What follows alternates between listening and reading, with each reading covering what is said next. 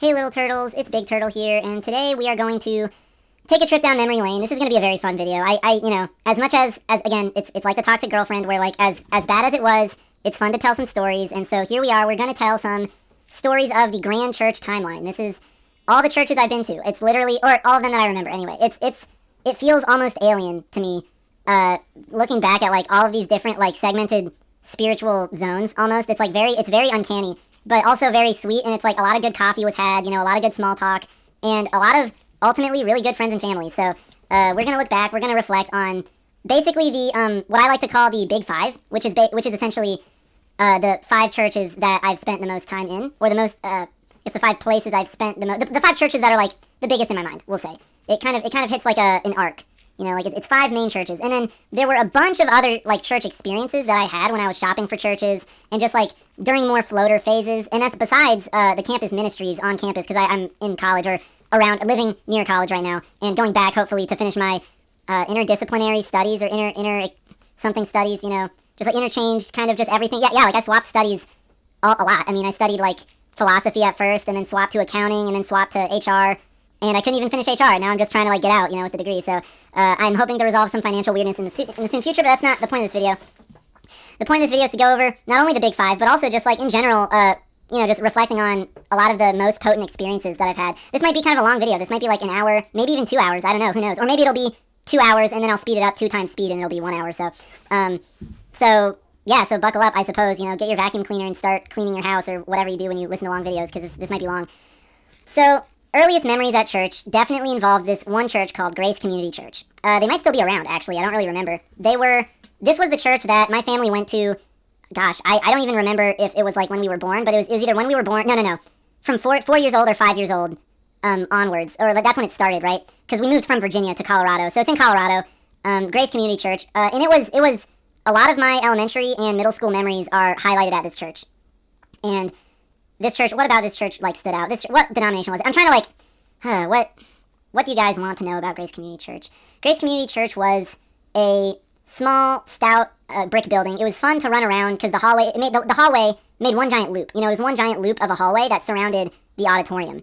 And there was also a coffee shop lobby area. It was a very unique and characteristic church. Like, really looking back at the architecture of the church and also, like, the characters of the church, it was definitely, like, less cookie cutter than a lot of other churches. It did have kind of an old-ish building, or at least the vibe of an oldish building. But it was good. It was connected to this like group almost of, what is it?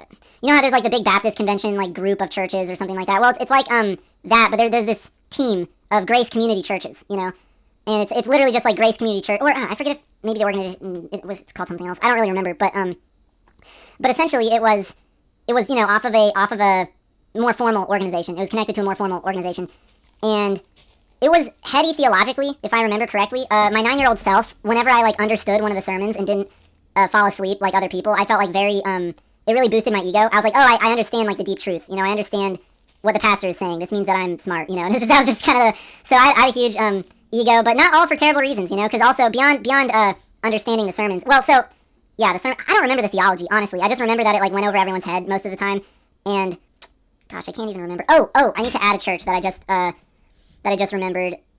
No, I don't need to add. Wait. Well, I'll add it just in case.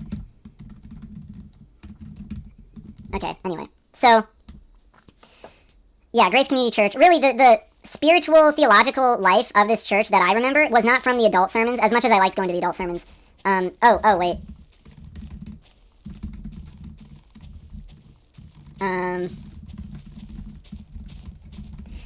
Yeah, I remember. Okay, so... Oh, no, okay, yeah. So, the theological life that I remember from this church was not from the adult sermons, it was from the Sunday school. This is the church where I remember the most about Sunday school. Oh, I need to add Awana's stuff, too. Okay, there we go. So, oh, man, this is going to be a choppy timeline. Maybe I should rearrange this timeline before we get going more. But I'm just going to keep going while I'm on a roll. So, the Sunday school in this church was very, like, it was like a very, to me, at the time, it, like, really sparked the imagination. It was a lot of... It felt a lot like VeggieTales every day. Like, just imagine your life is VeggieTales every day. Imagine every day of your life, you're, like, learning these, like, wholesome lessons from these fun veggies. And there's all these cool games, cool activities that, like, describe the themes of the lessons and all these things. Like, just imagine that's, like, every day for you. And you, or not every day, every week on Sundays. And there's, like, snacks, We weren't young enough to like play with all the cool toys. You know, the cool toys like the big block, the big Lego, the Mega Legos. Those were for younger kids for some reason. I was always mad about that. And the cool animal crackers that like actually tasted good. Those were for younger kids too. So you know, I was kind of jealous of the 4-year-olds and even the 3-year-olds. But I was like 5 or 6, so I didn't qualify for those things. But yeah, there was a lot of good friends really too. Like that's the big thing that is super memorable. Is there were a lot of really like in class time, like whenever every single week you'd go to class after worship, like you'd worship with the adults and then go to class. And man, this is where we met some like really key players. I still know them to this day. I still know many of these friends that we met during these early years. Well, maybe not this early. At the very least, I remember one friend named Luke and another named Noah and another named Daniel. I think those were the trio that were there like as early as I remember. They were there like super duper early on to a point where it's like, yeah, it's where does it even start? And there were other people, of course, that would later leave, you know, and it was always interesting. It was a lot like Star Wars. It could be imagined a lot like Star Wars, where like the movies happen in succession, you know, from Phantom Menace all the way to Revenge of the Sith, because we're not counting the sequels; those are trash, right? And throughout the movies, characters blip in and out. Oh wait, Revenge of the Sith, Phantom Menace to Return of the Jedi. My bad. And we don't count the sequels because they're garbage. And that's not what this channel is about, so I'm not going to elaborate on my thoughts of the post-prequels Star Wars publications and canon. That's just dumb. Anyway, we're talking about the Christianity canon. We're not talking about the Star Wars canon here. So it always felt like that. It felt like as time went on, it was creating this world, this narrative, and well, not just creating in like in an arts and crafts, but it's still fake sense. It was like, no, this is like the real. It was the real, most meaningful world of Friends. Basically, it was the most meaningful world of Friends. And as time went on, you know, some friends would leave, and other friends would appear, and it would be this like it'd be really interesting to like reflect on. Oh, like, you know, remember that friend? Oh, that friend's gone, you know, and oh, now there's these new friends and we're gonna go play at their house, right? Our mom did a very good job of socializing us. Like, she would always bring us to do these play dates at people's houses from Sunday school, right? So it was always very, I've heard it said, or what's the Jordan Peterson quote, that like, if, you know, you have to socialize them by 4 years old or else it's just over, or something like that. Like that, you know, that definitely helped with that. That was maybe the seed of what would become just like a lifelong proclivity to people, you know, and seeing really deep meaning in people. Because think about it, it's like you're learning about God, you're learning about how you're all children of God, and you're learning about how God infinitely loves you and all these other people, and how you guys should then love each other because God loved you first, you know? It's like, it was just such an environment of love, especially for kids, like, and so later on, like during deconstruction, I would really despair at seeing no like alternative, or no viable community alternative for that sort of thing for kids outside of Christian church. But I digress. So, yeah, this Sunday school class, it was very interesting because a lot of it portrayed the biblical stories in a very, you know, in hindsight, dishonest way, right? Obviously, it cuts out like so much about, you know, the sexual, anything sexual. It cuts out anything about, you know, spiritual stuff or demonic stuff, and you know, occasionally an angel appears to someone, so that's cool. But you know, it basically just like doesn't really and of course, like, oh, what are you gonna do? Tell that stuff to kids? Well, I mean, partially, yeah. Like it's like, I mean, at the end of the day, the amount of stuff they cut out in hindsight, it was like basically almost all of the Old Testament besides like the most, you know, Noah's Ark, Adam and Eve, blah, blah, blah. Like there were some core things that like made sense to teach kids in hindsight, you know, it's like neat. But then there's a lot in there that was just like so much of it's cut out that it's dishonest in hindsight. Anyway, it portrays it as a lot more wholesome than it actually was. And then, oh, you become an adult and learn all the grisly details and it's just like way weirder than you ever thought and blah, blah, blah. And anyway. But at the time, you know, this really colored a lot of life. You know, this colored a lot of life. It was the highlight of the week. We were, I think, always homeschooled. So besides going to a once a week tutorial, that was super duper fun also. It's like, you have to understand, a lot of people leaving the faith, a lot of deconversion stories, they will have way more negative experiences of things like Sunday school or tutorial, for example, or Catholic school or whatever, you know, than I do. Like this is the hard thing about this video, but it's like bittersweet. It's like these are mostly positive memories. Really the thing that makes this all not, well, I mean, it is true in a way, right? But what makes the theology behind it not true is the fact that the things that these memories, the God that these memories were serving is not the God of the Bible. And that's really like the key deception and manipulation of the church, like when it comes to kids, is that like the God that the kids are interacting with is not the actual God of the Bible, because we don't teach the kids the Bible. We teach a highly censored and edited version of the Bible that just kind of implicitly acknowledges that the Bible is full of crap. You know, it's like, think about it. If the Bible wasn't full of crap, why would we edit it so much before giving it to kids? You know, think about that. I mean, but heck, even as a kid, I was given a real Bible, and I actually read it, and that's why a lot of this trajectory started, was because I actually became aware of like stuff the Bible said fairly early on, especially even like a Lego Bible, you know. And this was brilliant on the part of the author of the Lego Bible. You know, my mom during this time, or dad, I forget who, got us a Lego Bible, or got me a Lego Bible, or just somehow I came across a Lego Bible, and in it were Lego depictions of stories that I had never heard before in Sunday school. It was like weird stuff, and it scared the bleep out of me, right? as it, would if you read it at a young age. Like, oh, God slaughters such and such people, including their kids. And I would just sit there in horror, like, imagining my own dad. Like, what if dad did something, and then God came and killed me? So it painted the picture of, like, God as someone who would, like, kill you for something that your parent did. And that just hit me as, like, severely unfair at a young age, right? But it made me more scared than it did. Like, it didn't eject me from the faith, right? It made me more scared, ultimately. And, oh, well, actually, yeah. So, after this script, I'm going to do another video. Let's see.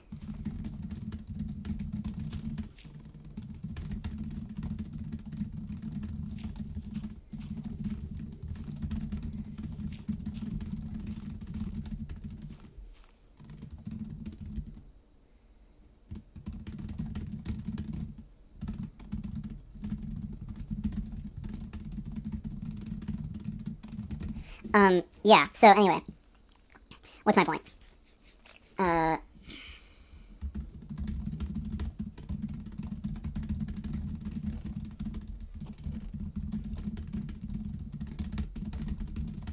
Okay, yeah, sorry about that pause. I'm just, like, it's so many thoughts, you have no idea. You have no idea how much content is coming. Like, it's literally, all I have is content. Like, there's so much about this to talk about. Like, it's crazy how much of this I've repressed and just, like, been silent over for some reason. Anyway, but this is the fun one. This is fun. So, a big piece of Grace Community Church beyond Sunday school is when I grew up a little bit and became a middle schooler. And is beyond Sunday school, right? Like, growing up, becoming a middle schooler. And middle school is really, like, sometimes the joke is, like, I peaked in middle school.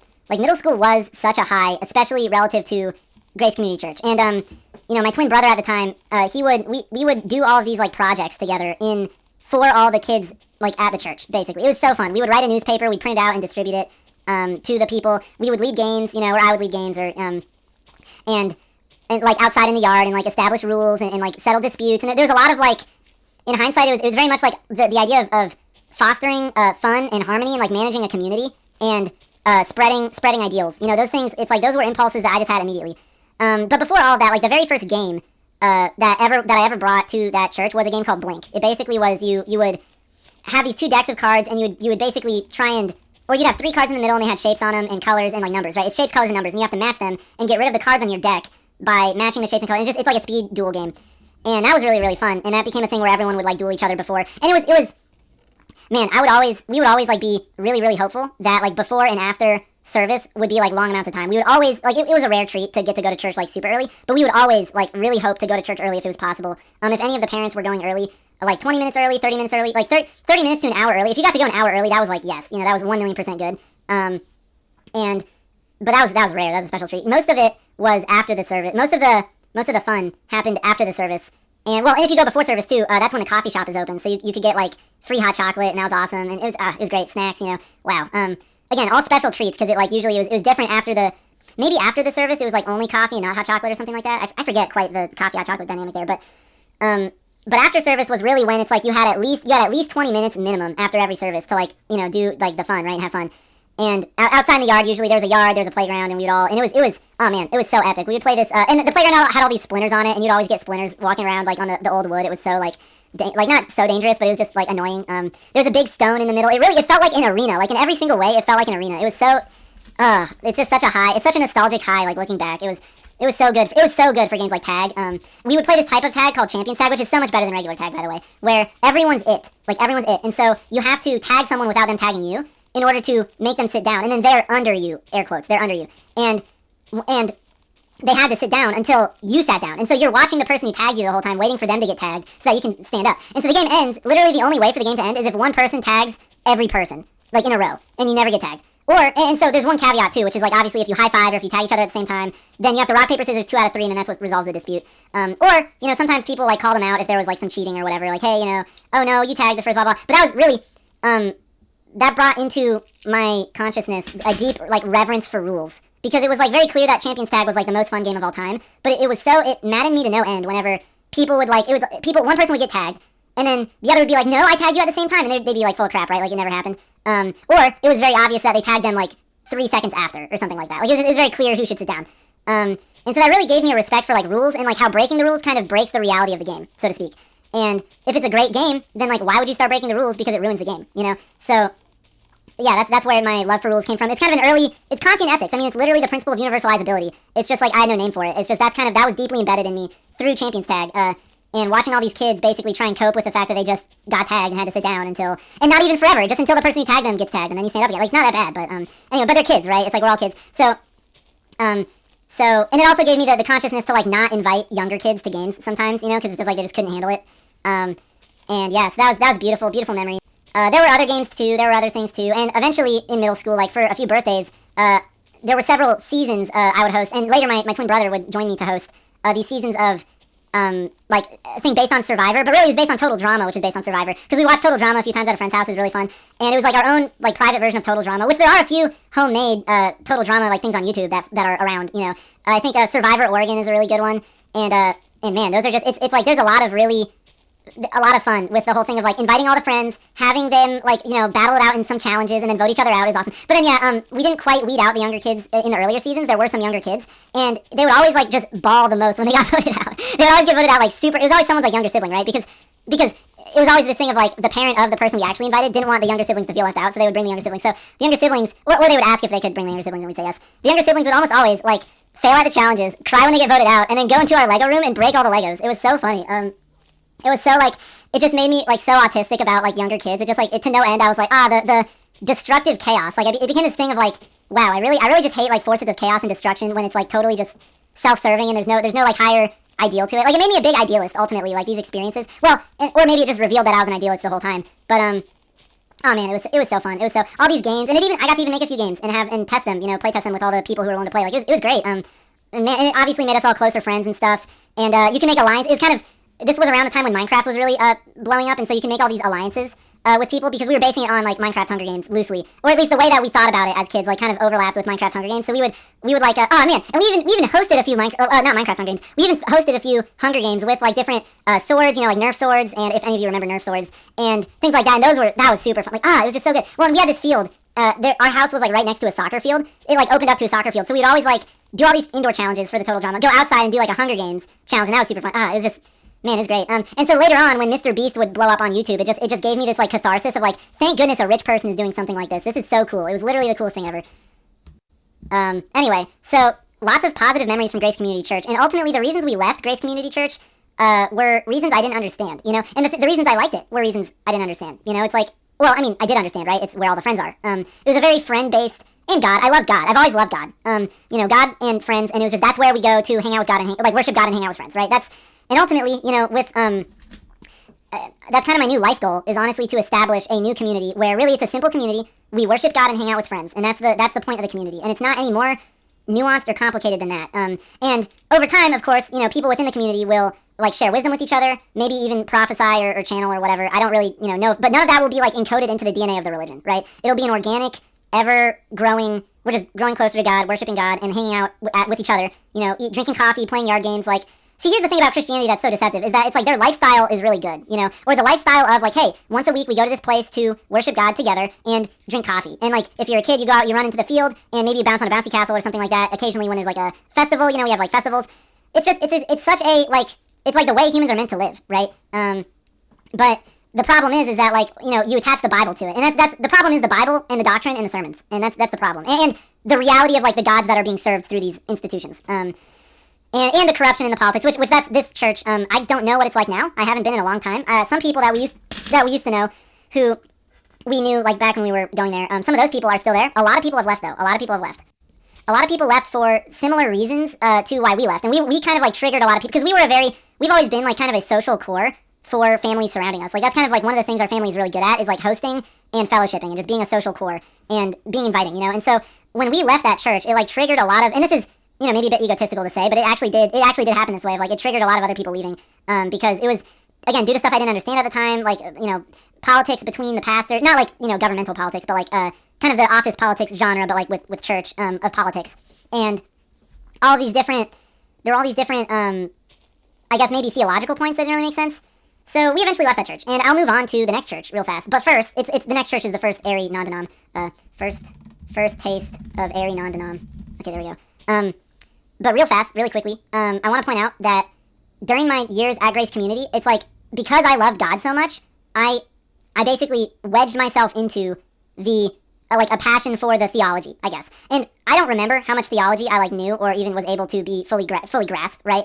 Deep parts of me already had the seeds of doubt, right? Deep parts of me had already experienced, what I said about the brick Bible, the Old Testament stories, and the unforgivable sin. I don't know if I mentioned that, but I did learn about the unforgivable sin when I was like 9. It was late at night, and I was reading the Bible at night, and it was like, whoa, there's a sin that can't be forgiven, and I just didn't sleep that night, and maybe subsequent nights didn't sleep probably. It just planted these seeds of fear and doubt, right? And the doubt was in proportion to the fear for most of that time, so I ended up staying, right? Because I love God, right? God is the most important, so...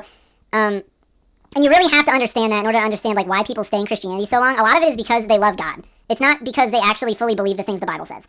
And of course the Christians will say, well, no, the Bible is God, and the things the Bible says are from God, blah, blah. It's like you're in that mode now because of a deep subconscious thing that's planted there. I promise you. It's like, anyway, I digress. And I'm not saying there's no spirit like channeling through you. I'm not saying there is no spiritual reality to like your Bible gods, right? Or deities, your Bible deities. But what I'm saying is that like the mass appeal, like the reason Christianity gets so much appeal is not because the Bible is good or makes sense, but it's because like it's the main place that our culture has instituted to like worship God, essentially.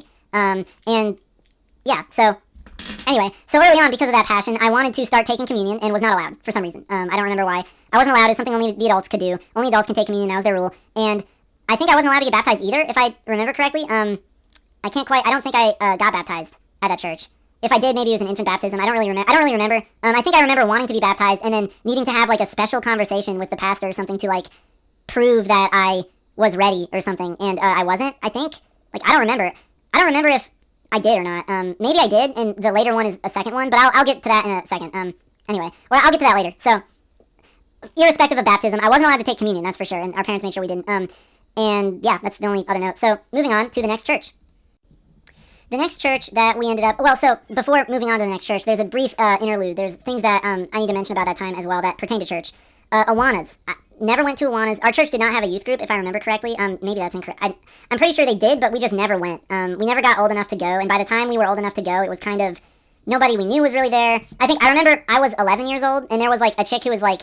There was like a chick who was like 13 who I had like a huge crush on at the time. And I was like, oh man, she's so much older than me, dude. She's 2 whole years older than me. That's so hot. I want to go to youth group. And but we never went. And so that's the only thing I remember about our church youth group was that there was like a minor crush at that youth group at one point. And it's just like, oh, well, it's just pointless. But so yeah, the one other thing from this time that's like a kind of early memory of, again, it's like you have to really appreciate like the earliest memories of Christianity for me were all like, it's the most joy I've ever felt, right? And simultaneously, it was like the least thorough understanding of the Bible I've ever had either.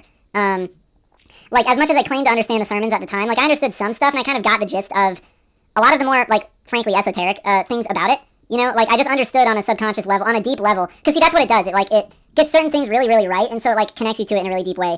And so, and, again, the Christians, any Christian watching this will be like, it's because it's actually God! It's because you were worshiping actual God! And it's like, I promise you, there was enough disconnect from God and from, like, the things being taught that it just didn't. Well, and think about it, too, right? Like, Sunday school, kids are kept away from the adult sermons, for a long time. And if you think about that, like, that helps the dishonesty. That helps the indoctrination because, like, a kid would, like, instantly have, like, a million questions about half the stuff that adult sermons preach on. Now, nowadays, there's enough airy non-denoms, and it's watered down enough for the adults, even, because the adults are just fine with not reading either. Like, it used to be the adults were readers, and so it's like the adult sermons naturally got pretty heady, and so the kids would be kept away from those. But now it's like the adults don't read anymore. They play on iPhones, which means that they can just water down the sermons and then invite the kids. Anyway, that's a caveat. But second caveat is Awanas. Awanas was, like, the youth group that we always wished we had. It was like on steroids, Me and my 3 siblings, we always wished that Awanas like would happen more, but we never got to go unless it was with one of our big family friends, or one of the big families that was like some of our close friends, right? And Awanas was very, very like. Oh man, I don't know how to describe it other than it was really, really cool, Frankly, there might have even been, like, the building that it was in had, like, arcade machines and stuff like that. Like, it was crazy decked out, and they would always do really fun games like dodgeball and stuff like that, and the sermons were really philosophically interesting, too. Right? It was like the tip of the iceberg of, like, how, I mean, heck, the sermon that I remember from the Awanas that we only went, like, a few times, like 2 or 3 times, but the one sermon I remember was from Francis Chan, I think, talking about how big God is, like, how big the solar system is. Like, God created all of this, that's how big God is. And it was like using a golf ball analogy, something like that. It's like, it was amazing. It was amazing, dude. Like, it was actually amazing. And I was blown away, and I was worshiping God the whole time, like, glory to God, so he's so big. And, ironically, that concept of God being that big would eventually, like, make me renounce Christ and renounce Yahweh, because it's just like, because God is that big, and God is bigger than the Bible, frankly. And that's but I was, at the time, it's a Christian organization putting on this event talking about that. And again, it's amazing how disconnected Christians are from their own theology sometimes. Like, it's crazy. So we were moving on from that church, and we went to a different church called Discovery. And we only went to this church for about a year. I really only remember, like, one or two friends from this church. One named Sam, I think, who was kind of like the first gamer archetype that I met that was, like, cool, A lot of the gamers, really, my like, respect for gaming was not that great. I mean, besides Minecraft, right? Minecraft being the exception. Gaming, it's like gamers just felt really, like, weird, in the sense that it's like they valued a video game over real life for some reason. And it's like, and it was always, like, the weirdest games, too. And it was stuff that, like, wasn't all that fun. Like, we could have fun in real life. Like, why don't you just choose real life fun over, like, video game fun? I don't get it. Again, later I would become way more of a gamer because, discovering fun games, right? But he was cool in that he was interesting to talk to. He was, wore glasses, kind of had some snark. I met someone else who was a lot like him later on in community college that I don't, quite remember his name either, but it's all very, like, thinking back on, like, the people that you meet and, like, how some of them have similar physiognomy and kind of hit similar archetypes. It's, like, it makes you think about archetypes. But there's another person there. This was the first time I saw Pokemon being played on a 3DS. It was, like, someone in the high school lounge area playing, like, on his 3DS, and there are all these weird, wacky creatures on there, and I was like, whoa, what's that? And it's like, oh, this is Pokemon, and I'm like, what's Pokemon? Oh, you collect all these creatures and battle them against each other. And, I already knew a lot about game mechanics at the time, and I think this was around when board games became, like, a really cool, like, fascination of, like, that was the being first introduced to board games. See, I'm telling you, dude, it's like Christianity, like, the healthy version of Christianity introduces you to so many good things that you just assume that the root of it is good. Like, you assume the root of it is good, because, or at least that's what I did, because it's like so much good came from it. It's like literally, it's literally all the best hobby. Like, when I looked at the hobbies of the world, what did I see? I saw sex, drugs, and degeneracy, and a lack of creativity. It's just like, yeah, it was just lame, Versus you look at the Christians, and it's like, look, you got yard games. Oh, and rock and roll. Sorry, rock and roll was of the world too.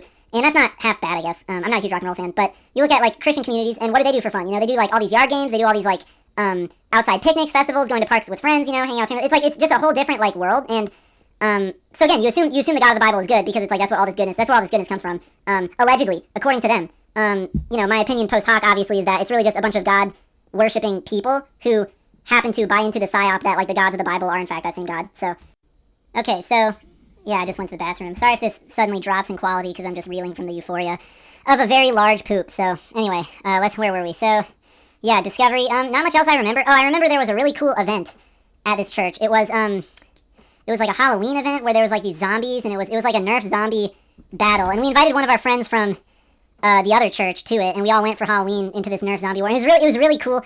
That experience was really, really cool. Like, going into that world and, like, it was fighting the zombies, and something about, wait, I forget, it was, I think maybe I shot someone with a bullet, and then maybe that was an experience where I cheated, or it was an experience where either I said that, I mean, I can't really remember if it was, I was a zombie and he was a person, and he shot me and said that he shot me, when really I didn't feel it, or if it was like, I shot him, and then he ran towards me, and, yeah, I think that's what it was, I don't remember, he ran towards me, I shot him, and then he claimed that I didn't, and then tagged me, and then I became a zombie, and it was, lame. I don't really, like, I know I didn't start as a zombie. I think, yeah, I got converted. I think I got converted pretty quickly because he cheated. But, it was either, yeah, I forget. But, regardless, however that went, it kind of, like, had a weird spot in it. Our friend, well, actually, I don't even need to mention that. This is just, okay, we're gonna move on. We're gonna move on from Discovery. So yeah, I'm not a perfect person, If I cheated there, I'm not a perfect person. But I don't think I did. I think it was him. So maybe that's just another example of, like, why I really dislike cheating. I've always hated cheating because it like, quite literally creates rifts in the world. It's like you're literally just tearing apart the world.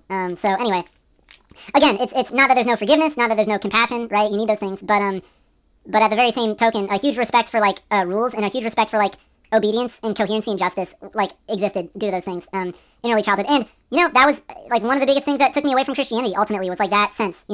That is very much lacking in the Christian worldview. Ironically, the Christian worldview actually holds very little in terms of both justice and forgiveness. And Christians will say, like, oh, no, it's not. God is both of those things. You're saying the wrong things about God. Penis. And it's like, look, you're equating Jesus and Yahweh with God. That's why you're conflating those things and then saying that I'm wrong when I say those things about Jesus or Yahweh. When it's like, you don't distinct between those things and God as a premise. So, of course, you're not going to agree with me because we disagree on the very premise. So, anyway, it's dumb. So, moving on to what were the best years of my life. And I know I described Grace Community as, like, the happiest times just now, like, as happiest times. And those were seeds of joy and also seeds of doubt and fear. I guess Wellspring Christian Church, we moved there because we moved to Tennessee. We moved out of state and said goodbye to all the friends, and it was kind of funny. Like, our sisters were very, very sad about this. That's not funny. It's not funny that our sisters were sad. It was funny how not sad my brother and I were we were kind of fine with it. I mean, a lot of and we even talked to each other. Like, we were like, look, like, the friendships have burned out mostly. Like, they're still there, but it's like, they've fizzled out in a way. Things have kind of changed. The spiritual energies have shifted to a point where it's like, it's really, it's time to move on. This is a new leaf, right? It just makes sense to move. So we were fine with it. We weren't too sad about it. There were a few really good friends that we were leaving behind, and so we said goodbye to everyone. And we would visit. Each of us would visit on several different occasions. Years later, we would go back to visit. I had a few phone friendships. I had specifically one phone friendship that like I went and visited him like once or twice. But at the end of the day, it was we were mostly like beyond a few really good friends. Like we had like one or two like really really good friends. But beyond those, it was like it was like it's just most of the community is kind of splitting up. Everyone's kind of going to different churches now. Everyone's different now. Everyone's like gone through middle school, so everyone's a bit older.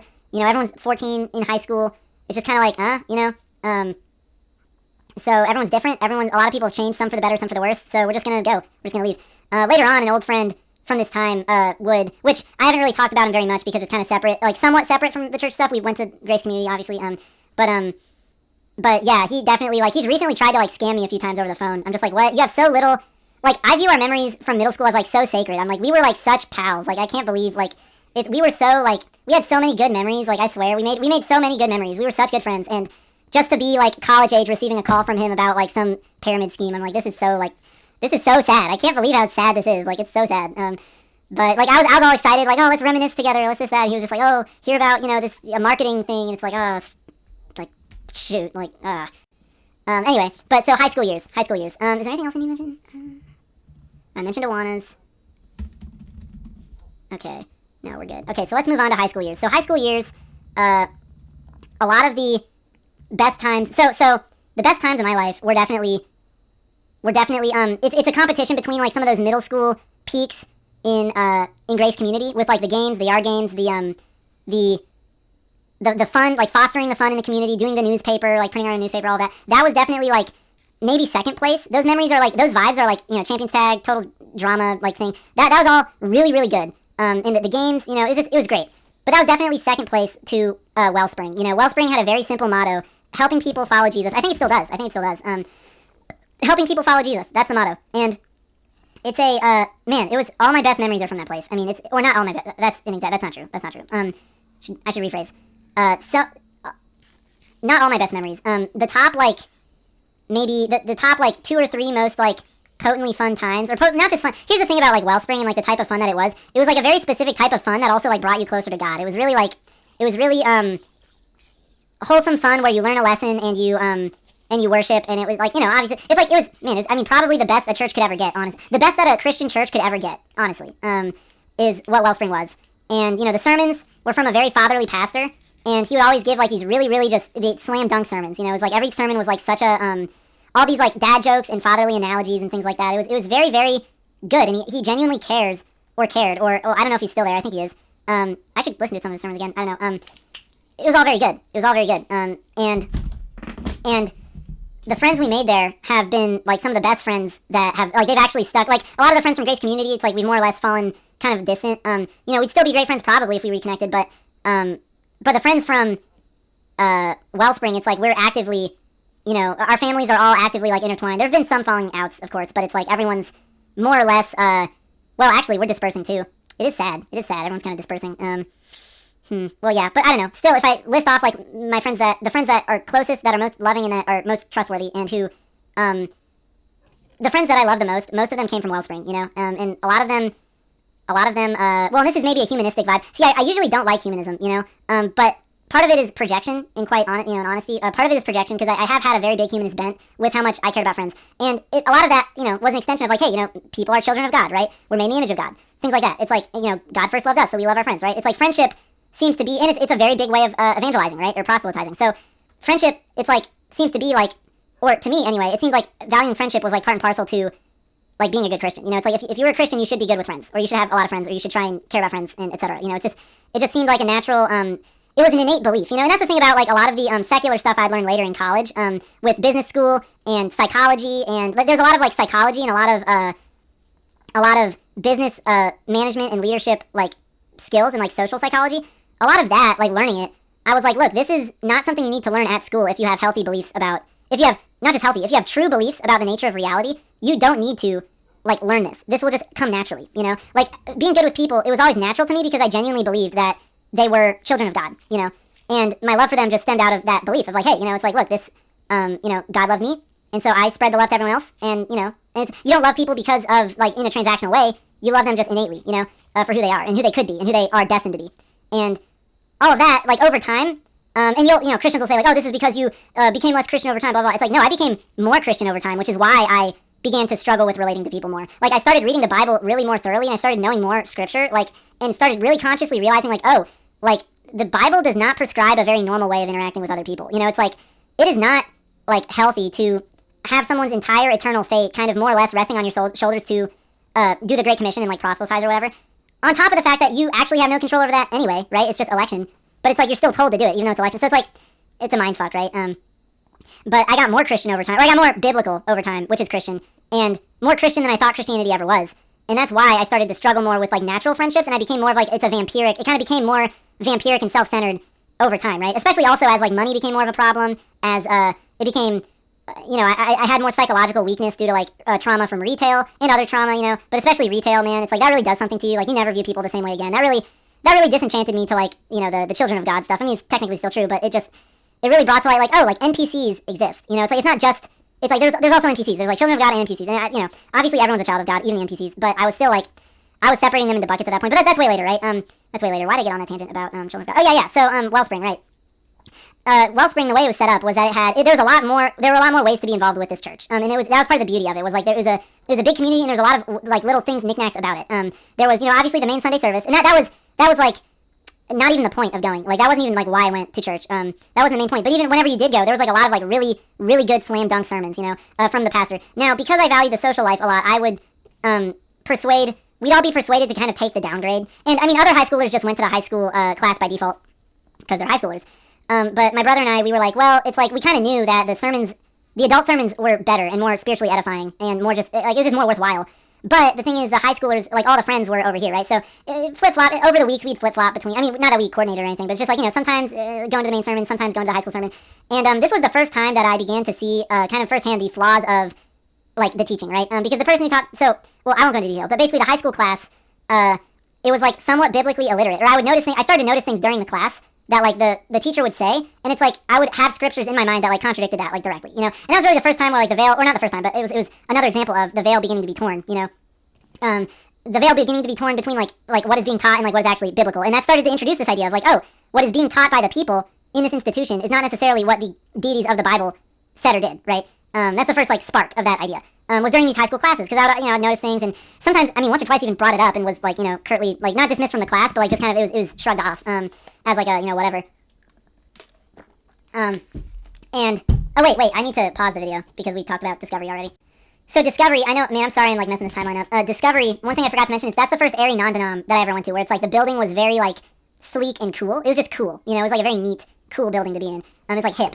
Anyway, so that's just all I had to say there. Wellspring, so yeah, Sunday mornings, that was what it was, and afterwards we would all go downstairs, and there'd be some like leftover snacks from like Kroger or something like that, just put out for everyone to eat. And so it was always fun to like chit chat with everyone. We'd play some games sometimes. A lot of what we did though was hanging out with people like after church. Like people would leave like fairly quickly. It wasn't the same as Grace Community, where like everyone really cared about staying for a long time. At Wellspring, people like left fairly quickly after the main event. A lot of like the great things about it was like what we would do afterwards. Like we would sometimes go like we'd invite our friends over for like board games like after the service, and we would basically play like an early version of, well, not D&D, but it was like an RPG. You know, we'd play it at our house. We'd play like a made-up RPG, like with a 12-sided die that had like more creative freedom and stuff. And we'd play board games, and the Wii U. We'd play the Wii U. So good. So, dude, we'd play on Nintendo Land on the Wii U with our buddies from church, after church, like this Sunday afternoons or whatever. It was, man, it was like the best. We'd go on hikes. We'd play board games. Like, it was, man, I can't, again, it's like, it's impossible. It is impossible to emphasize how wholesome and genuinely godly like these people and these experiences were. You know, it's like I honestly think like, and that's part of what really I mean, yeah, that's maybe even the saddest part about all this, is that like the Bible is kind of a parasite on what otherwise would have been like just a natural God-fearing community, you know, or God-fearing is maybe even the wrong term, God-loving, right? I mean, it's just a very loving community. I mean, maybe the right proportion of fear, you know, it's like you understand that discipline is required, and being, you know, having a repentant heart or whatever. I'll get into repentance as a topic later on. But again, it's like so many things where like Christianity like absorbs it in order to make it seem like it was the whole time, when really these things have been spiritual practices and concepts for a long time, you know, and Christianity just kind of like absorbed and transmuted them and is abusing them. So anyway, it's very vampiric. But no, it was great. I mean, so we made lots of good friends. My brother even shot a movie, and at this like featuring the location, and it was just great. I mean, it was all very like just I can't really put it into words. And so the youth group. Let's talk about the youth group. So there were several like neat little things, right? The youth group was where a lot of the life was, right? Like Sunday mornings were cool, yeah, but youth group was really the spot of like there was 9 Square, so you played 9 Square before the service. There were snacks after the service. I was a freaking champion at 9 Square. I always like just dunked on everyone. It was great. It was great. Like the social life there and the social vibrancy there. It's like everyone was so cool, and the sermons, we're good. The youth sermons, the youth pastor was like super, had like infinite riz, infinite humor, was very, very like wise, and just generally like a loving person, and had there were all these different like activities and games, that we'd play, and it was like during the sermon, like sometimes there'd be like a game show on the stage, and they'd invite people out for the game show and blah blah blah, and yeah, I mean it was great, it was great, great times, and yeah, the moral lessons there were very, very good, like there were a lot of really key pieces of wisdom that I learned from the youth pastor. For example, one of which is like, look, with retail workers, it's like treat retail workers well. That was a lesson, pertaining to like abortion, it's like he was just like, look, like we had a sermon where I'll always respect him for this. We had a sermon where it's like he literally just in detail explained like what abortion is, like what it looks like, the moral like dimensions in the ethic. Literally, it was like an ethical exploration of the topic, right? And of course Bible verses about how we're knit in our mother's wombs and things like that. But it was, I mean, man, like it was really, really like deep. It was that's where things got deep. Was and the youth group was for middle and high schoolers, so like occasionally you'd have the offhand, like, okay, it's not so deep, like this is for toddlers, and that's why it's like there's these toddlers here, these middle schoolers. But there were some sermons that were like really, really impactful in the youth group that I remember vividly, and things got even deeper during the youth trips, during the trips. So there would be these youth group trips where you like go on this trip and have this like spiritually insane experience, right? It's kind of like that's how it's shown, is like God does big things through these trips, and this really piqued my interest with like church corruption and things like this. Is really what exposed it as a religion to me. Was going on these trips. And the first was fun, it was Tennessee Christian Teen Convention, so we went there, and the sermon was like whatever, it was kind of, it's for, again, middle schoolers, right? It's the lowest common denominator was middle schoolers, so it's like that was kind of what the event, that's what the maturity of the content was like catered to, right? But it was fun because all the friends went, and we all had a hotel room, and we all like explored this like very touristy town, and ate like donuts from a shop with 2 P's and an E, things like that, and just lots of other memories. But I didn't go again. It was like fun, but I didn't really care to go again. The really where it started like getting weird was no. So a highlight of like my entire life, basically, CIY. There were a lot of like, oh man, I almost should do another video about CIY. There were some very, very really big spiritual things that God did during the Christ and Youth conference, basically, and that was for high schoolers. It was kind of like TCTC but for high schoolers, and it was on a Bible college campus for Bible college, and that was like. Oh man, I can't remember. Oh, and I skipped. Okay, wait. I'm gonna have to really just do another video about all these trips. I think this is like this gets way too deep for just like a normal. So, well, I'm already in too deep, I guess. I have to back up. Okay, sorry. So 14 or 15 years old. The first trip that I went on with this church was a missions trip. It was to New Orleans, and this is the first time that I really saw the disconnect between like Christians, what they believe, and like Christians, what they do. Because what they believe is, we're going to New Orleans to like, do God's work, bring the kingdom, proselytize, and like help, and help, right? But then, like, when I actually got there, the things that I was doing on the trip, they were, like, I was not helpful at all on the trip. And that's not my fault. It's, like, literally, we were painting. We were doing plumbing. A 4-person plumbing job for 2 people. It was a big, expensive waste of time. And I was thinking, like, look, I paid $400, which at the time, to me, was, like, way more money than ever. It's just so much money. I'm like, why didn't I just give this money, like, in cash to someone who needs it? It's like, this literally, it was pointless for me to be here. And it was, it's like the chores, each day was, like, a chore day. Or each day was, like, a project. There were different projects you'd go out. And it's like, look, one of the projects was plumbing, which I'm sure the lady appreciated, but it was 4 persons attached to a 2-person job, so me and my friend were just sitting around the whole time. We did get to, like, plunge vomit water for a while, so that was fun.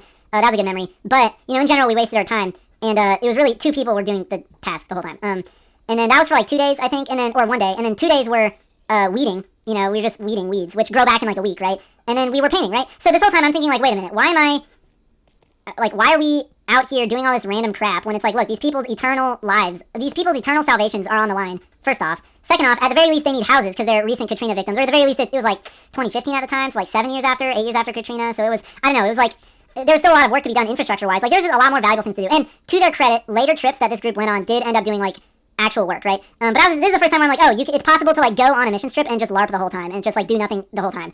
And just like, oh, I'm doing kingdom work, wow, and it's like, and it's not, So that was the first time really seeing the cognitive dissonance of like the entire organism or organization around. It was just like, wow, this is, and of course they would argue like, no, it is work, it is meaningful, blah, blah, blah, it makes it pretty, blah. The weeds were so bad, it's like, okay, whatever, like, just So anyway, CIY, Christ and Youth. So after the TCTC, after the mission trip, there was a Christ and Youth conference, and I can't quite remember like particularly what happened. There was a lot of I forget. I have to go back to the mission trip in New Orleans for a second. Cry night. I have to mention Cry night. Well, we're talking about all these we're talking about all these trips, right? All these youth group trips. The thing any Christian will know about youth group trip Cry night. Okay, Cry night is baked into the anatomy of the youth group trip. If you go to like a youth camp, maybe it's like a summer camp or something, or maybe it's a like youth group event or something, or whatever it is, right? Baked into the anatomy of these events is something called Cry night, where basically it's like the Thursday night. It's not Friday night. It's not like right before you're about to leave. You don't leave on a cry note, but like Thursday night, what will happen is they'll give a sermon, and it's especially, it hits home, it hits deep, and it probably mentions porn. Probably, as I realize in hindsight how manipulative it is. Oh my gosh, it's so manipulative. But like the things these camps will do to like basically they'll do this what is it? Is it confirmation bias? There's a word for it where you basically they shotgun like something that like broadly applies to everyone probably in order to make it to create the illusion that it's like it applies just especially for me. Like God's talking to you especially me. And to be clear, like I say this as someone who like I do believe thoroughly that like sometimes God does talk directly to you, even through sermons, right? Sometimes. And I also believe that sometimes Jesus or Yahweh talks to you directly through sermons. Like, it's a channel. It's channeling, right? It's an entity.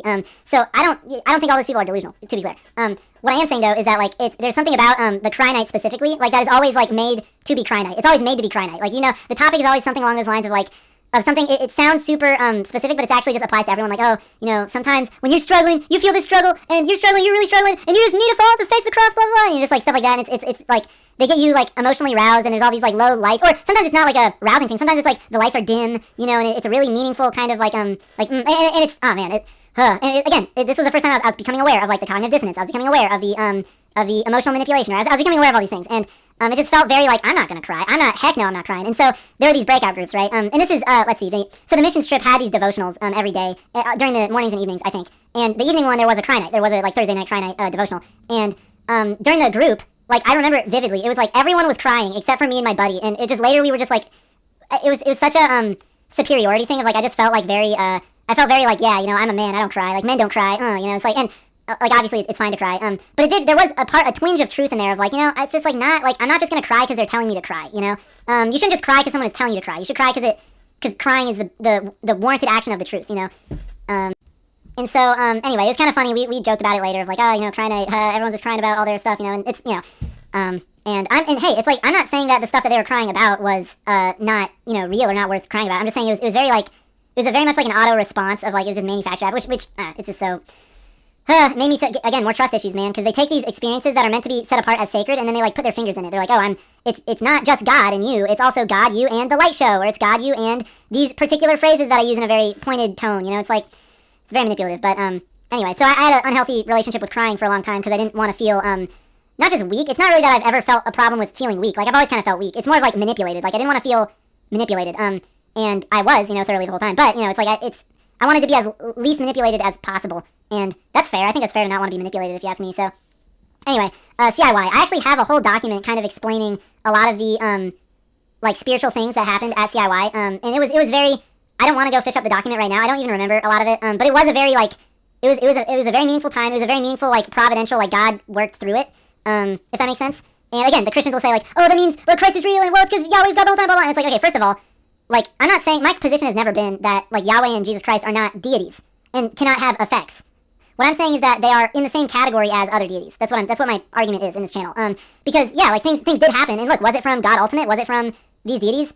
I don't know, right? I wouldn't be surprised by either. I think some of it was definitely just God regular, just God in general, because it's like, and that's the thing about Christians, it's like, anything that God would normally do, any kind of synchronicity, or, like, thing that the universe will use to, like, show you, by universe, I don't mean, like, creation, like, oh, you're idolizing creation, I mean, like, in the broadest sense possible, and again, I'm not like, super pantheistic, but there is a sense in which, like, saying the universe shows you things kind of encapsulates a way in which people perceive God. Anyway, I digress. I don't have the mental bandwidth to, like, weed through those weeds right now, but, and I'm not going to fish up the document either. I'm just not really going to clarify on that, but that was a time when a lot of other friends also had things like that happen, and a few people got baptized. There was just a lot of, it was a very, like, meaningful and emotional, and it really showed, like, yeah, there's a huge power in going on a trip with your friends, and to worship God. Like, that was literally, like, it was, like, a very, even though it wasn't, like, presented as, like, sacred per se, it was very, like, it was, in hindsight, like, very sacred, it was very, in a lot of friendships, these things catalyze friendships a lot, and so, I guess part of going through this timeline is it kind of explaining to non-Christians that, like, there are a lot of things that, like, Christian church does that are, like, actually really, really healthy and important to do,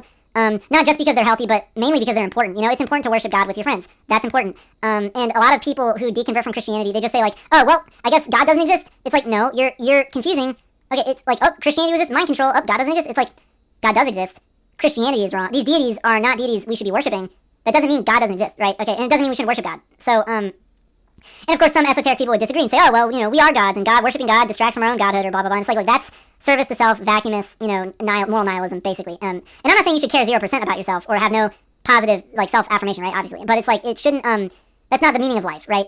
And we don't ultimately get love from ourselves. We get love from a source of love. Like, so, and literally called source by some people. But, I mean, I think that's the key thing that, like, made it really hard for me to deconvert from Christianity was, like, this idea that you're supposed to just, like, invent love out of thin air or something like that. And it's like, I don't know, I've always felt like there's a trickle-down economics to love, Anyway, I digress. So,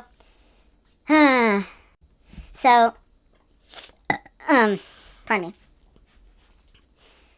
So, with this trip, we all came back and everyone was, like, closer, and it kind of created this, like, main group, and we'd all sit in the, like, two or three rows, every single youth group. It was kind of like the main, a few, like, key families, a few, like, people that were, like, individuals more so, and it was just kind of, like, it kind of connected into, like a maybe the healthiest version of, like, a high school clique that could ever really be. There were a few other cliques in the youth group as well. I don't know, it's very interesting to see the clickiness of the other groups versus, like, kind of the wholesome kind of family clickiness of our group. Like, it just felt like it was very, again, it was a very big bond, a very big loving bond. So, and everyone, and I mean, we, disagreed about stuff. Not everyone was friends with everyone per se, like, directly. It was more of, like, it was kind of a, again, it was a more close-knit shared world, right? And it was real. It's not like it's not real. That's the thing about, like, Christianity is, like, the things that Christianity fosters sometimes end up being real. So it's like people when they, like, read the Bible and there's all this trauma and there's all this religious trauma, part of the religious trauma is due to kind of like this, like, peeling a Band-Aid or like this tearing of it's like these things in identity or in spiritual reality that are, like, so closely associated actually end up not being as associated as you thought they were, right? Like, you thought God was so closely associated with these deities, and it's like, no, it's just like these deities are riding off the coattails of that divinity. So anyway,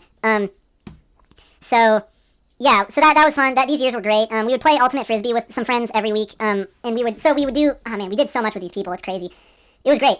Fun times, great times. And sadly, what ended up ending these times was a lot of political stuff, It's a lot of, like, stuff seeped into the church, and a lot of, a lot of things shifted, things just, like, kind of changed over time to a point where, yeah, like, it got to a point where, I think, if I remember correctly, like, maybe I stopped going to that church before my parents did, I kind of forget. Well, so, also, this was around the time my dad deconverted from the faith, or left the faith, was, oh man, yeah, it was hard. It was weird. And yeah, so that's that. I don't know. That's it. Something else this church had was a lot of really fun events and a lot of really fun ways you could help around the church. So there were a lot of community ways, like you could help put away chairs. So there's set up teardown team. There are all these teams, right? Parking lot team. And this is, they want to get you plugged in, right? So you, like, join all their teams. And again, it's like, this is how a healthy community should be. There should be ways to help around the community, right? It's what people want to do. It's what humans are made for. It's what humans are meant to do. And it's like, but again, it's also disassociated from the theological reality of, like, eternal salvation or damnation. That it's like, in hindsight, it's kind of ridiculous. Like, I kind of roll my eyes whenever I see a parking lot person of, like, you think you're doing anything by, like, assisting someone who doesn't need assistance to park their car, instead of going and spreading what you claim to think is literally what all of eternity hinges on. Like, you are literally letting all of eternity hinge on a parking lot team helping hand. Like, literally just like, oh, I'm a helping hand in the parking lot. That's, like, it's just so dumb. But yeah, no, it's like, again, it's hard to describe just how much wholesomeness there was, and that's part of why it's hard to see through, because you don't read the Bible as often, you get it fed to you through sermons in pieces, you get it fed to you through youth group in pieces, classes in pieces. Oh, there were these life tracks, that were, had some of the disc tests in them that, like, kind of reintegrated it into, like, a Christian way of, like, oh, what are your spiritual gifts, blah, blah, blah, and it's like, so that was cool to do. Yeah, there's just a lot of stuff like that, and they did these, they were very active with charity, too. That's one way that, these aren't your typical, like, really hypocritical Christians. It's like they actually did a lot. They had a food pantry for the community. They did these jetpacks for, like, poor, impoverished kids in schools. It's like they really cared about caring about people, and so helping people follow Jesus, caring about people, like, it was all very good, right? And I don't know how they're doing now, right? Like, they're still I think very active in that stuff. They were also active in, like, giving to missions organizations. Like, again, this is, when I describe this church, this is, like, the best a Christian church will or can ever get, in my opinion. It was like, and that's why I didn't deconvert during this time, as much as I was noticing things about the Bible itself and about Jesus, Yahweh themselves. It's more so that, like, the community was so good. Well, man, and this was the first time, too, I encountered someone who was kind of like a Steam gamer, and he was like, he called himself culturally Christian. Like, oh, I'm a cultural Christian, but I don't really believe it. And at the time, I was actually kind of mad. I was like, wow, that's, what audacity to say that. Like, that's kind of that's making this not as sacred as it is, right? But, looking back, I'm like, oh, he had the right idea. He found the most wholesome church. He saw no communities around. He found the most wholesome church. He went there and was honest about it. Like, yeah, like, I don't believe this spiritually, but I come here because I like the people and I like the type of life that it is, right? So wow, it's just like, and who knew I'd become that in like, a few short years, so, or in 10 years or 5 years or whatever, how long. So, anyway, yeah, there were, let me see, so after that, after like Wellspring, declined, and I don't know if it's still in decline, right, but it kind of started to do stuff that like was more in line with mainline churches. It started, like, I mean, they built an expansion to the building, which is not, like, bad. Of course they're going to do that. But then there's just other ways that, like, so, okay, and something fun also was these festivals and picnics that they would have with bouncy castles and cotton candy and things like that. So, again, it's, that was great, too. Another story is that this is the church that I got baptized in. I got baptized in this church, and it was really annoying because well, actually, I won't explain that either. It's fairly weird. But yeah, so, and started taking communion at this church as well, because they didn't really have too many stipulations with it. But it started to decline, and it was just like, I just started to, I got older, aged out of the youth group, I think, or college age, so not going to youth group anymore.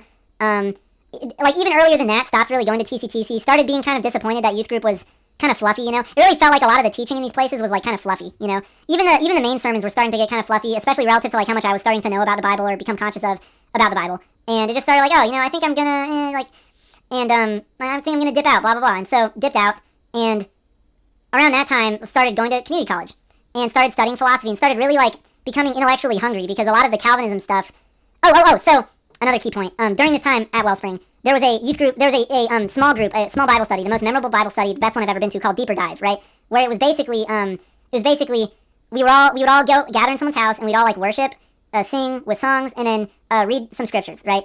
And go over, like, scriptural topics and pray for each other. And so it was, like, very wholesome, right? Very wholesome. Kind of in line with, like, early church ideas or of how church used to look like. So we do that, and then during this, like, phase, we learned about Calvinism one day, and I was horrified. Like, we went over, like, Romans 9 and 10 or something like that, or Romans 10, and hearing that, it, like, actually shattered my world. It shattered my brain, and this is before my dad deconverted, before, like, I fully kind of internalized that I needed to deconvert, not fully internalized, but, like, in a deeper way. This was, like, 14 or 15 years old, or 16 years old. I kind of forget when. It's loosey-goosey, the timeline. I really should have just set up a timeline first to make this better, but maybe this is the practice run, we'll see. But that was the first time I heard about, like, Calvinism. Like, I hadn't even considered that Calvinism was, like, an idea. I like worshiping Jesus, worshiping at the feet of the cross, it's like the God the Father. Like, it was never like, oh, God, like, sentences people to destruction or shapes them like clay. Like, what? I was like, huh? Like, this is whack, I never, like, it never occurred to me that, like, it never occurred to me that this was who God was. It's like, that's so anti-God. That makes God the villain, right? It's like Satan's the one who would do that. And so noticing that, I was like, okay, this is cap. We've got to, like, figure this out. And, lo and behold, that's when I started studying scripture more, earnestly and realizing, it's not good. So that was cognitive dissonance for a long time. Like, for those next few years, like, I actually had kind of an unsettled spirit about those things. But, didn't fully resolve it yet. To my fault, I guess, or to my regret. But, I mean, it's resolved now. I'm just not even a Christian anymore. I've denounced it all. So, and that's the saddest thing about it. I think that's why I started to be very, like, suicidally depressed during this time. And I don't, I think that was there's a key, like, phase between, like, my first faith crisis, where I was like, I have to not be a Christian anymore, or like, like, if I believe this, my dad is going to burn in hell, right? That, like, deep feeling happened to me. That was when I was, like, 17. That was when dad deconverted. When I was, like, 15, was when learning about Calvinism, like, made me suicidal in some ways. I wasn't actually suicidal, but it was suicidal thoughts started to happen of, like, I was so depressed because it was kind of like everything that I'd learned up until that point was sort of a lie. It was like, not just sort of, it, like, was a lie. It was, like, descriptively like, this God has, like, it felt like a betrayal, basically. Like, on an emotional, this was the first time that I was really, like, I guess, scarred on a traumatic level by this, was, like, learning about Calvinism at all. Like, I hadn't grown up with Reformed theology at all. It was only, Grace Community Church, and then, like, these non-denominational churches that are, like, really more airy. So, like, it didn't occur to me that this was true about God. How could this be true about God? That's not true about God, And so, very emotionally confused, and, yeah, very depressed, because it's, like, it kind of just kicks the wind out of your sails of, like, I'm, like, what is life for? What is life for at that point? Where it's like, like, do I proselytize? Well, it's the most important thing to do because everyone's eternity hinges on it. But on the other hand, like, people are like pots fit for destruction. So it's like, well, I guess it's not. And it's just, it's like, only later in college, reading the words of Jesus more thoroughly, would I realize, Jesus taught very similar things. But yeah, it was very depressing. That's why I think, and then later I'd be like, retail is what made me depressed, actually. And it's like, no, this whole complex, like, internally, that, like, was like a inferiority complex, hurt self-esteem, just, like, horrible problems mentally. It all came from this Calvinist idea. And I didn't believe it deep down, but part of me emotionally was, like, very traumatized that, like, is this reality? It wasn't until later that I was able to fully, like, have faith, like, no, this is not true, and you've been lied to, basically. But for now, that's when that idea was introduced. But again, the actual group of Deeper Dive was very wholesome. A lot of friends, a lot of, connections and things. And, a lot of things that did not make me depressed, right? But it's just like, at the end of the day, the ultimate effect of that was the was not just a seed of doubt. It was like actually like a festering wound, basically, of doubt and depression. So, and like literally, like reality started to tear asunder. Is how I put it at that time. Anyway, which made me start reading C.S. Lewis more. That's when I started reading C.S. Lewis. I think was when I was like 15 or 16, and started pursuing more philosophical ways of viewing the world. And yeah, I mean, I think that's part of what started that. And then studied philosophy in college. And early community college was when I fully like announced, kind of like, hey, I'm not a Christian anymore. I denounce this. I renounce the Holy Spirit, blah blah blah, and posted it on my Snapchat or whatever. And people thought I was kind of kidding or going through a phase, like, oh, this always happens. You know, they always think they're deconverting and they're not really deconverting, blah blah blah. And you know, so that's kind of the reaction that even I had. I was like, oh, you know, maybe like this is not just a phase. You know, I tell myself that with words, but I was emotionally kind of pulled back in that, you know, I thought, well, maybe I've been trying to predicate my faith too much on reason. You know, I assumed that like the entire Bible was infallible from a rational perspective, but maybe it's not. Maybe it's like meant to be read more symbolically. You're meant to just generally absorb it, and then like there's gonna be some quirks in there. There's gonna be some things in there that like aren't really true, right? Or that are meant to be like interpreted in a really loose way, in a really symbolic way. You know, maybe that's what it is. And so I just started like having that interpret, and that kind of roped me back in from philosophy land. And this was about the same time that like liberals were getting super annoying. The COVID stuff was happening, so I was super peeved at liberals for just like wanting to take away our freedoms and to get rid of literally the First Amendment. I mean, the freedom to assembly. Like, come on, guys, it's really obvious that this is not a good idea, right? I was very much a Babylon Bee sort of brand of Christian at that time, but I was listening to more podcasts. I was listening to Duncan Trussell, which is actually like, you know, in hindsight, a very like satanic podcast, I think, but kind of midnight gospel type modes of spirituality I was like exploring before, you know, diving back into the faith, because I figured, oh, there's really maybe no other truth, or I don't know what else is true other than, like, I was kind of, it was more of a sinking feeling of like, what if reality just sucks, you know? Like, what if Christianity is real and reality just kind of sucks, you know? So I went back to, so in college, I went back and I started exploring different churches, and this is going to take a long time to like kind of go through all the different college church experiences, because it's a lot, actually, and there's a lot of really weird stories in here, for sure. So there were a lot of on-campus ministries that I went to. There was one that was called Every Nation, and it was a more racially inclusive one, right? You know, hence Every Nation. And that's kind of funny looking back, like, oh, it's a racial themed like discipleship or something. I don't like. Again, it's like you're bonding over Christianity, I thought, but no, it's just everything's about race. It's always about race, you know. It's just why can't something not be about race? I don't know, but So anyway, there was one that was called. So I left that one pretty quickly. There's one that was called The Point, and The Point was kind of funny in that it was definitely like it got on my nerves about like how much of an airy non-denom it was. Like I was starting to really get peeved at like people not knowing the Bible, you know. That stuff started to really annoy me to an autistic level of like, because yeah, I was taking it like I was on the camp of the more Eastern Orthodox or Catholic view of Scripture in the sense that it like can't be read in a super literalist way anymore, at least as much. It can't be like dogmatically, fundamentally believed as much. And I was also tired of like, you know, things not being lessons not being or like lessons not giving benefit of the doubt of like, oh, these people are remotely mature or smart, right, or remotely like good or remotely repentant or remotely mature or whatever. And The Point was kind of like that, where it's like it's very entry level Christianity, trying to rope people in during college, you know, right? And it's very like, I don't know, it's very basic, and it's just, that's the only way to say it. It's nice because you're, you know, worshiping God, but it's also like, well, and this is, okay, something else too. Well, okay, oh man, there's so much, there's something else that I have to write down. I'm gonna have to re-say all this, because this is such a, like, mess at this point. There was a point when that I noticed, like, over the course of the first year or two, in college, like, proper, like, not community college, like, just actually moved out and went to college. There was a year or two where I noticed this pattern of, like, Christians who would talk or reference, like, sexual things. It's like they always, like, talked about it differently than other sins, you know? It was very interesting, because, obviously, you know, everybody's got, like, their thing, everyone's got their, this, that, or, like, there's a way in which everyone, is not going to be fully clean before heaven, right, obviously. And so, I started noticing this pattern of, like, whenever an adult or, like, someone in a position of spiritual authority would start talking about sex, they would always, like, have a do as I say, not as I do attitude. It was always like, oh, well, I wasn't sexually pure in college, but you should be. You know, it was like literally, and that was, you know, at the point, right? That was like reference. Some of my family members even said that, of like like the tone shifted from don't have sex at any cost to like, listen, we kind of all know you're gonna have sex during college, so you might as well like wear the blah blah. And it's like, so that made me like over time that made me so irritated, because I was like, look, my whole life has been sexually dysfunctional beyond what I even understand. I'm like, I've been so horny this whole time. I've been so unable to like properly like understand and like spiritually perceive what romance even is necessarily. And you're telling me that all this paranoia that I've had about like doing things the exact right way when it comes to that, it literally was just kind of one of those, it's just like any other sin, whatever, you know. And that made me really question the Christian concepts of like forgiveness too. I was like, man, everyone is utilizing Christian forgiveness with their favorite sin, like sexual sin. You know, it's like, you know, looking back, it's so funny how much like sexual control, how much churches prioritize like sexual control of their people. It's like literally so ingrained into like every single way that they view it or think about it. It's always like, yeah, it's so, dude, I can't even. And again, I'm not saying it's good to like be super polygamous or like go just like sow your wild oats or whatever. That's not like a lot of religions. Most religions do prescribe monogamy for a reason. But there's also something counterintuitive, and this deserves a whole video of its own. There's something counterintuitive about like how humility plays into sexuality. It's like I always viewed there's something that everyone's always kind of known, which is that like Christians are just not as hot necessarily, and why is that, right? And I realized it's like there's some amount of like ego or pride involved in sexuality. There's some amount of like self-assuredness involved in giving love, and like that realization helped deconstruct the faith as well in my eyes, because it was like, oh, like you can't just be a meek and humble sheep and be attractive basically the whole time. I mean, unless you attract another sheep, and then it's fine, I guess. But well, you're all sheep, so it's fine. It's like it's so and obviously people have found ways to marry other Christians in a super polite, in a box way. But I mean, my point is like it's not even something you're supposed to like start boxing in. I mean, not to say you shouldn't be sexually regulated. I'm just saying like you shouldn't have a like, oh, you need to like wear a collared shirt and sit in a chair and and be the super duper Christian in order to prove your Christianity to your lover or something like that, which is kind of like not that's an exaggeration. Maybe that's like a straw man a little bit, but it is kind of, there's a mentality, an inner mentality of like of sex being just kind of more or less bad and something that like needs to be like it needs to be consciously managed and thought about in a way that is like maybe like less true to what sexuality actually is, if that makes sense. And lo and behold, I'm far less sexually dysfunctional now that I'm actually not just like in fear of hell all the time. I think that's part of it, is like if you fear hell all the time, you're just gonna be so stressed out anyway. I think maybe it was a stress thing for me, but in any case, whatever it was,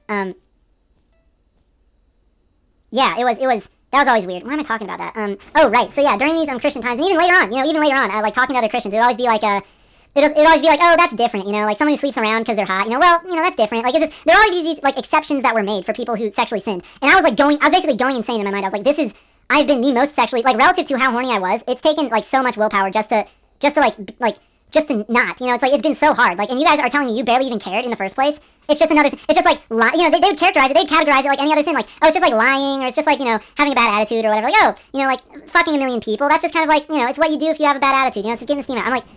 I'm like, dude, this is, like, you guys are maybe the most sexually hypocritical people I know, like, period. And so, anyway, yeah, I mean, it's crazy, and it made me realize, like, oh, that's because they are, deep down, in a deep way, and it's because I was, too. It's not just that, like, the fact that I was projecting helped me notice this in other people. Like, it's kind of like I was able to notice these things because I knew that they were true about myself, I knew that deep down I was, like, sexually a hypocrite, just in the sense that, like, internally I judged promiscuous people a lot more than I should have, I guess, internally, like, as an attitude, given how spiritually promiscuous I've been, just, like, every time I watch porn, it's like, that's kind of a spiritual event, whether or not you think it's real, like, materially, it's still spiritually happening, in a way, it's still the spirit of it's like, what's the difference between, like, actually sleeping around with a ton of people and, like, really, really badly just desperately wanting to sleep around with a ton of people? Like, I don't know, there's not a ton of difference, it's not, the most, I'm not super self-condemning over that, like, I don't think they're exactly the same or equatable, part of it was stress release, part of it is, like, hormones or whatever, like, whatever materialist explanation for these things, that you'll find online, whatever, lots of explanations for it, but at the end of the day, it was still, at least within myself, there's enough hypocrisy and enough self-loathing due to that hypocrisy to see clearly the hypocrisy that's just, like, not just in any one individual Christian, but it's, like, part and parcel to the Christian way of, like, viewing sex, It's like, yeah, it's almost downright antinatalist, and it wasn't until I thoroughly studied the Bible that I really saw, like, oh yeah, like, Jesus has a thoroughly antinatalist view. Jesus and Paul both have a thoroughly antinatalist view of sex. And yeah, so I started noticing that around this time, and it became more and more obvious the wider and wider variety of ministries that I went to, and, like, churches I went to. I'll get to the last two ministries in a little bit, and, like, after going over these first churches, because the last two ministries really play into the spiritual things that occurred a lot more, and are, like, a lot more key in, like how I finally escaped, right? So, off-campus churches. What churches did I go to off-campus? I need to get a drink of water real fast. So, off-campus, there were, oh man, I'm so much less stressed out now thinking this. Off-campus, there were maybe, like, a bunch of churches around. I mean, you have to really appreciate, like, I'm in the thick of the Bible Belt right now. There are churches everywhere. Like, it is, cultural Christianity is rampant, and there are just so many churches to choose from. Everybody's building a church. You could walk down the same street, and you'll see, like, 4 churches on that one street, and they'll all be, like, big. They'll all be, like, huge churches. And there's just a lot of churches around, And this, again, I'm in the thick of the Bible Belt, which is making this maybe the most explicit, like, I'm having to most thoroughly, absolutely deep clean this part of my soul. And I'm not even giving it the power to say that it's a part of my soul. I'm giving it the admission that, oh, this is something vampiric and parasitical that has really hit deep parts of my soul. Like, it's actually, like, eaten at parts that would have been a lot healthier and better without it. And again, it's by association that it does this. It associates itself with all these good things in order to smuggle in things that are deeply false, right? So, all these off-campus churches, I tried this one church, World Outreach Church, once for a college, like, student outreach lesson that they had. The sermon was about, like, why not to rape anyone? It was so bizarre. It was like they put out these posters of, like, hey, come to this church, like, campus ministry, blah, blah, blah. And then and then you get there, and it's like they're telling college students like not to rape anyone on campus, basically. And it's like that's so like, I mean, I'm not saying rape does not happen on college campuses, and the college itself also posts things like that are very interesting, like 2/3 of all bisexual women raped on campus, and it's like how like we're walking around, like we're busy walking around. Why is this like, why is this something that you feel the need to post on campus? I don't get it. So that's crazy. But so the college does that too. But this church did that, and I was like, okay, I'm not at that level where I need to be told. If you need to tell college students, like people out of college age, not to rape anyone, like if you feel the need to do that, your society is broken. Like it's over. It's too late. Like the person is like 18 to 20 years old, and they don't know, or 18 to 23 or 22 years old, they don't know how to not rape someone. Like they don't know how to not rape someone. Like you have a problem. You didn't teach them not to do that. So anyway, I digress. So that was dumb. I didn't go there anymore. I went there like maybe once more for some reason. I don't think so though. Maybe for a baptism or something. No, that was Bel Air, I think. Anyway, I visited this church, New Vision, which was connected to the Point. Again, it's like the hippie hipster. It's the hipster church with like skinny jeans church. Just imagine like skinny jeans church. That's what it is. And visited there for like some cool events that they had. They always had cool snacks. Again, the Christians always get you with the snacks, man. They always get you with the snacks. They never just give you the word. They always give you the snacks because they know, hey, if we associate good food with these concepts, then people will accept these concepts, and it's mostly true. So anyway, very deceptive, deeply. I'm telling you, Christianity is the most deeply manipulative thing out there right now. Because it like psyops every other good thing, every good and great, every good and perfect thing is from above, right? That's true. So it's like it psyops all those good things. So yeah, the New Vision once or twice for hip events that they had, and it was neat, I guess. But again, it had the same vibe of the Point, where it's just like kind of entry level Christianity, and it just doesn't really, just kind of like it's kind of, I don't know, it's very watery, very like. Yeah, I mean, it's the milk, it's not the meat, so to speak. So there's that. Let's see. So a church that I went to for a while, after like floating around these other churches, was this one Centerpoint Apostolic Church. And so, based on the names of all these churches, you could probably like guess kind of like where I live in the world. So please don't, well, I mean, I guess, yeah, please don't find me, but I mean, you can if you want, I guess, like, I'm not stopping you. I'm disclosing these, the Vatican is gonna, well, I don't know what the Vatican will do. The Vatican will do what it wants to do, or will be put in check by other deities, because again, like, they have a monopoly on. They are presenting themselves as the premise of like having a monopoly on spiritual reality and on God, and on deities, and on like angels, which is not true. That's like not, they don't actually have that monopoly, they just have it because we give it to them. So anyway, Centerpoint Apostolic Church, stayed for about 3 months, and I was actually we were budding some very interesting friendships. There was kind of a friend group there. Memory does not serve very well, but there was a very emotionally manipulative sermon that was given eventually, where he was like shaming the audience for not giving enough praise hands during prayer or something along those lines. He was like, raise your hand if you desperately need to grovel for Jesus this day, and like 2 people raised their hands, and he's like, you're lying! Raise your hands if you need Jesus this day! So I quickly left after that. The building was huge and fancy, and everyone lives in townhomes, works in logistics, and plays golf, or, it's just that's the vibe, and accurate for a few people. In hindsight, it was all very eerie. There's a lot of like kind of college shirts, everyone's in their place, There's some really fun classes though. That had me going for a while. There were these classes about theology and stuff that got pretty interesting. I forget what the topics were, and there were a bunch of cute girls there, or at least 2. And one chick even asked for my number after I made some kind of very articulate or intelligent point in one of these classes, and that was a whole flopped talking phase because of this like different. Yeah, there's just like a flop talking phase, basically. That's all you really need to know. And again, it just goes to show like a big piece of what motivates people to stay is community, friends, food, and women. Just like, oh, this is where to meet girls that will actually like not be insane. And it's not actually because people read the Bible and thoroughly agree with its contents. And that's literally like a huge deal. And again, I say this, I have insight into this being the case because that was where I come from, and I see myself in so many other people at this point. My journey's been so long that I can like see these things in other people. And also, to be clear, I'm not saying there are no psychopaths. I'm not saying that, like some Christians do deeply believe these things, Like some Christians do deeply believe that the character of God is such as described, in explicit detail. And they will explicitly defend those things in detailed theological ways, right? I'm not saying it's all, I'm not saying it's all manipulation, but a lot of it is. More of it is than you would think. If we can find an alternative, if we can find like ways to just worship God, like, hey, this is just a place to worship God. There's worship, and there's generic worship songs, and we all eat snacks and hang out afterwards, and it's a community, and we take care of each other, take care of the homeless or whatever. Like, and we don't need a Bible. We don't need like sermons and pastors and like this huge basically parasitical class. And to be clear, it's not that there should be no like maybe shamanic kind of people within the community that understand more about spiritual things, right? I'm not saying that. What I'm saying is that it's so, the priest class in this country is like so manipulative and deceitful at this point, and so not trustworthy that it's like we need to basically set up an alternative.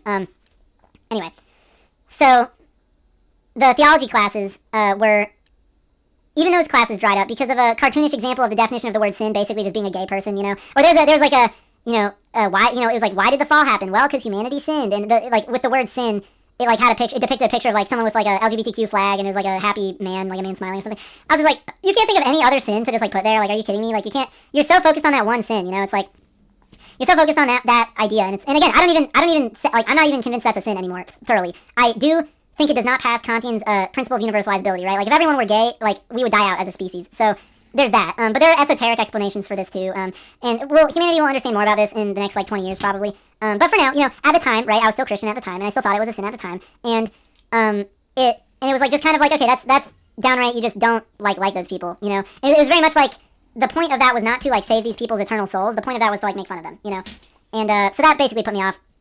It was so stereotypical. Funny in hindsight, but at the time I was disappointed. And I mean, I'm still disappointed in hindsight too, but it's like, it's like comically, it's comic, right? The nail in my coffin though, with this church was like, I planned to go to this singles group at the church, and it fell through. It was like scheduled on the website to happen, but like no one was in the building. It literally like was not, it was an event that like existed, but like didn't exist, like no one was there. So you see the theme of here, like, I maintain the cope a bit longer because I don't know where other than church I can meet cute girls who are moral. Super close-minded and selfish because ultimately I was sacrificing the truth for my own goals, but it was also super sort of like hypnosis, and it makes me wonder more about like the conspiratorial aspects of it, which I know a lot more about than I'm letting on, but I'm just not going to really, there's some things that like should be found out by the individual. Anyway, so what are other churches I tried besides that one? St. Rosa of Lima Catholic Church, tried that. It was a Catholic church, and it was good. Mass, nice. It had decent sermons, I guess. There's a lot of other stuff, ways to get involved there. But it was, well, I don't know, I guess I'm just not Catholic, didn't feel biblical. And just other things, like about Catholicism in general. I just didn't go back super frequently, and no super big religious experiences. And there was a lot of course, like, there's a lot of a big show, there's a lot of theater to it.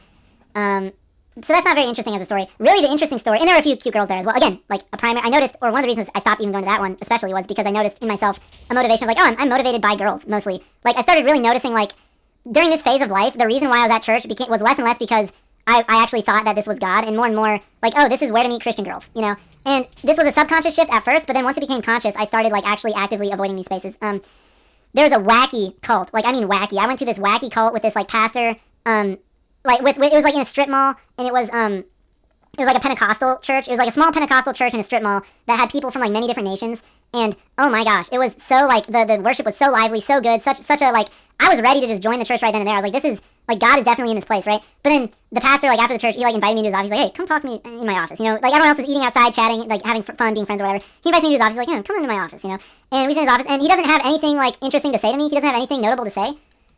He doesn't have anything to say, like, anything important at all. It's literally just small talk, chatting about, like, the weather, where I'm from, the most bland topics, and just eating together in the room.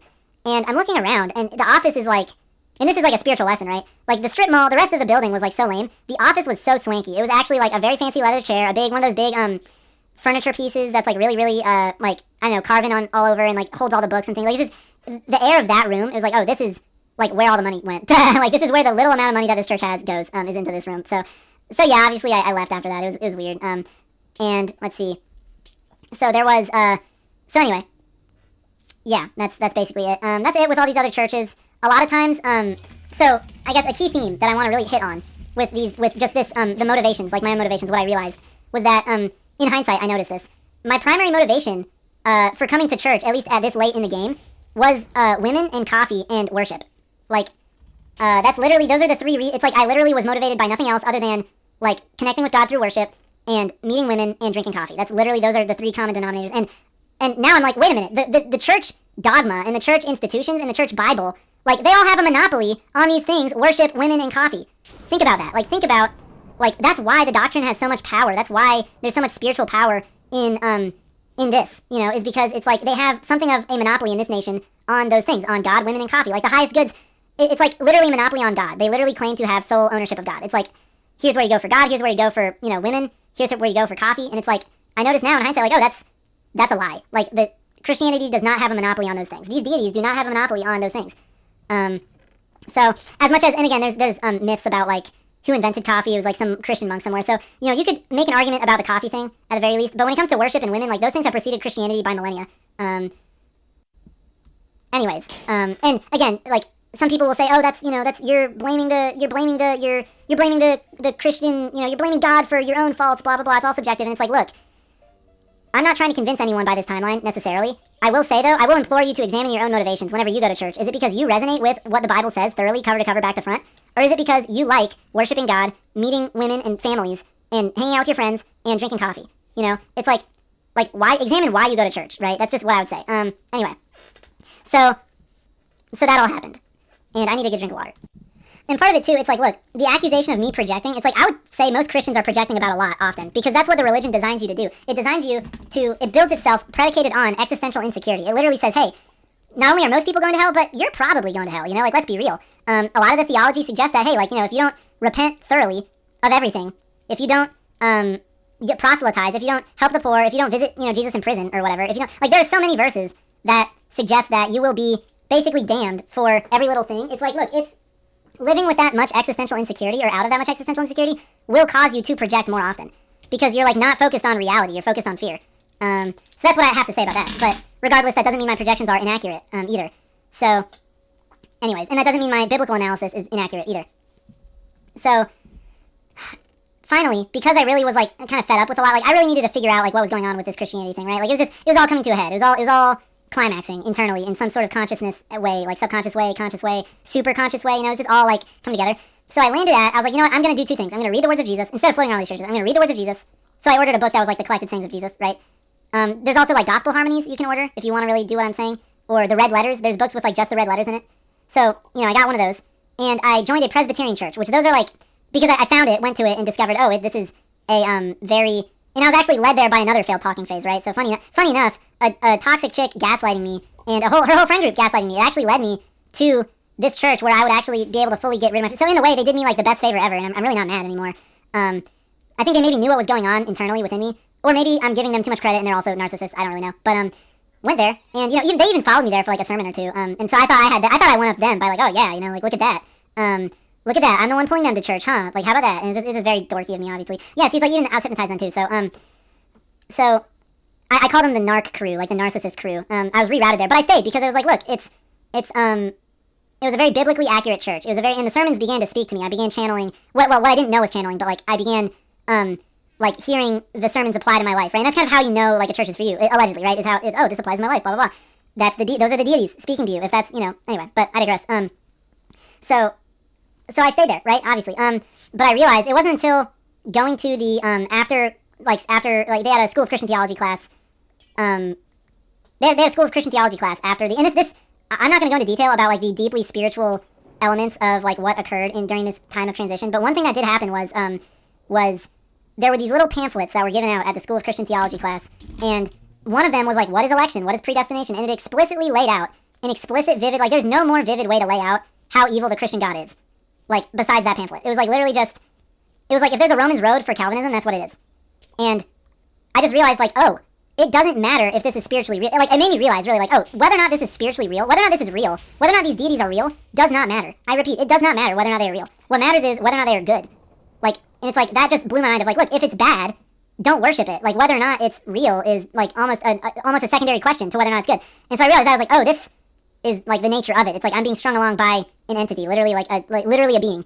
And some might argue like, oh well, you were hypnotized the whole time, or you were dumb or gullible the whole time. It's like, I promise you. Well, and okay, I don't plan to convince every single atheist or agnostic person there, but I promise you that there was like some supernatural thing going on, keeping me there longer than I would have been there. Because it's like, let me tell you, it's like I was a high consciousness person. I was like very well, like read in philosophy, very well, very meaningful. I've been a very meaningful person this whole time, connected to God, dare I say? Like, you know, it's like literally like it's not like this is a realistic outcome if it wasn't like deeply spiritual and malicious at the same time. And that's kind of my conclusion. Because I read this pamphlet, and I'm like, oh, this like does not describe a loving God. And that's like when it was like I was able to fully like, you know, F you. So I read the whole Bible cover to cover, fully absorbed its contents in a short amount of time, which again, if any of you want to know, I'm not going to fully like describe what my views are about this stuff now.